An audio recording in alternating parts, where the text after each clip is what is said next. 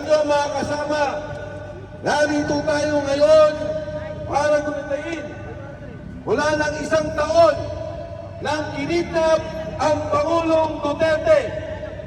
Bakit ko sinabing kinidnap? Ang kumidnap ang sarili nating gobyerno.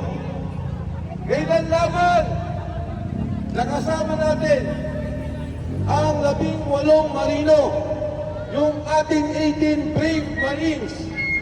Ano po ang sinasabi nila? Sila ang sumusuko sa mga ICC commissioners at investigators. Sila ang nagbabayad ng hotel. Sila ang gumagawa ng pamaraan upang magkaroon ng investigasyon dito sa Midas Hotel na pag-aari ni Saldico. Libre si Saldico nagbabayad. Doon sa unit ni Saldico sa raffle sa Makati, doon dinadala ang mga witness, doon dinadala ang mga tao para ibuo ang kaso laban kay Pangulong Duterte. Sino nagdala? Si Senador Antonio Trillanes.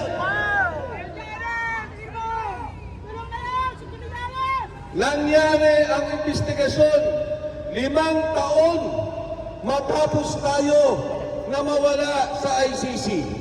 5 taon, wala na tayo. Ginawa ang investigasyon. At hindi lang basta-basta investigasyon. Inayos ang kaso. Inilabas ang mga testigo. Hindi para tingnan ang katotohanan. Hindi para ayusin ang hustisya. Pero para kidnapin at ikulong si Pangulong Duterte sa The Hague, Netherlands. Ano po ang sinasabi ng mga security? Wala pa ho ang warrant of arrest. Ikinulong na sa Villamor ang Pangulong Duterte. Sinigurado nila na mula Hong Kong makukuha si Duterte at madadala sa Netherlands. Mga kababayan, wala akong problema sa hustisya. Wala akong problema kung nung nais na sa katotohanan. Tandaan ninyo, si Pangulong Estrada kinusuhan sa Pilipinas, sa korte sa Pilipinas, ikinulong sa Pilipinas. Ang Pangulong Gloria Macapagal Arroyo kinasuhan sa Pilipinas. Batas ng Pilipinas. Ikinulong sa Pilipinas. Pero si Pangulong Duterte, kinidnap ng ating gobyerno. Ang sabi ni Saldico, si Bongbong Marcos mismo ang mastermind sa kaso ni Duterte, sa pagtestigo ni Trillanes, sa pera ni binibigay, at nung siya ay kidnapin at inipad sa The Hague, Netherlands. Marcos resign! Marcos resign! Marcos resign! Marcos resign! Bakit tayo nandito sa Supreme Court? Bakit tayo narito sa Korte Suprema? Alam niyo ba na ang ICC, ang ibig sabihin po niyan, pagka ang isang bansa magulo, walang kaayusan, ang mga korte ay hindi nagpa-function o walang independensa ang korte, doon lamang dadalhin sa ICC. Pero dito mo ba gumagana ang korte ng Pilipinas? Gumagana! Wala ba ho tayong korte na meron? Meron! Kaya po ang Korte Suprema dapat magsalita dahil ang pagkaka-aresto ni Duterte ay sampal sa Korte Suprema. Tama! Sa aming bayan. Sampal sa batas ng Pilipinas. Tama! Mga kasama, noong lumabas si Sergeant Gutesa, sinabi niya na sa amin ang ICC. Sabi namin sa kanya, Sergeant Gutesa, siguro hindi panahon nabanggitin mo ang ICC.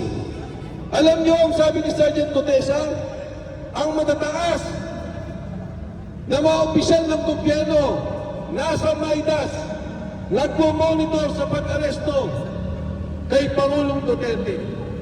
Ano ang sabi ng 18 sundalo? Magmula pa ng airport, ibibigay ng tao ni Senador Trillanes ang susi sa mga hotel nila. Pagsundo sa mga investigador, dadali nila sa mga hotel, ibibigay ang susi. Susunduin nila gamit ang kotse ni Saldico. Magmula doon, pagpunta ng Maidas Hotel, susunduin ang mga gusto nilang testigo. Susunduin yung gusto nilang magsalita laban kay Pangulong Duterte. Gamit ang pondo ni Saldico. Gamit ang hotel ni Saldico. Gamit ang mga unit ni Saldico. Kaya ito po mga kasama ang nangyayari sa ating bansa sa ngayon. Sa takot siguro nila kay Pangulong Duterte, nag-usap-usap, mas mabuti ilabas siya ng bansa kaysa kasuhan sa Pilipinas. Pero hindi nila naintindihan sa ginawa nila, naging martir si Pangulong Ruby Duterte. Duterte! Duterte! Duterte! Duterte! Tatlo lang po sa aking kaisipan ang namatay na matatanda ng sambayanan. Ang pagkamatay ni Jose Rizal dito sa Luneta. Ang pagkamatay ni Ninoy Aquino sa taubak ng NAIA na pinaslang ng mga sundalo, pinaslang sa ilalim ng administrasyon ni Ferdinand Marcos Sr. At ngayon, sa ating kasaysayan, pag namatay ang Pangulong Duterte sa The Hague, Netherlands, siya lang ang tanging Pangulo na kinidnap ng sarili niyang gobyerno. Takot sa kanya dahil sa politika, kinipit ang isang Pilipino, ang isang leader na minamahal ng sambayan ng Pilipinas. Yan po walang iba kundi ang Pangulong Rodrigo Duterte. Yung pong 18 kinasuhan po. Ako mismo kinasuhan. Ang isang magaling at matapang na abogado, Attorney Levi Panigod, kinasuhan po nila. Kinasuhan dahil nagsabi ng katotohanan sa pagnanakaw ng pondo ng bayan. Ano bang sinabi ng mga sundalo? Nag-deliver kami sa mga senador. Nag-deliver kami sa mga congressman. Nag-deliver kami kay Speaker Martin Romualdez at kay Pangulong Bongbong Marcos. Yan ang sinasabi ng mga sundalo. Yung bilyon-bilyon na mali-maleta lang dinideliver nila, yan po ay pera ninyo. Pera ng kapulisan na makasama natin. Pera ng taong bayan dahil po yan ay buwis na binabayad po natin. Pero ayaw nilang pakinggan. Pagkos ang mga nagsalita pa ang kinakasuhan. Kaya po, ngayong hapon, nananawagan kami sa Korte Suprema. Baka kayo na lang ang institusyon na maaaring magbigay hustisya sa sambayanan. Ayaw mag-imbestiga ng Kongreso dahil kasama sila sa binibigyan ng pera. Ayaw mag-imbestiga ng Senado dahil binibigyan sila ng mali-malitang pera. Ayaw mag-imbestiga ng ombudsman ng NBI ng tama ang iniimbestigahan ang nag-akusa dahil ang mga tao din yan ay sangkot sa mali-malitang pera. Kaya po sa Korte Suprema, ito po justisya na hinihingi, ibigay po naman ninyo.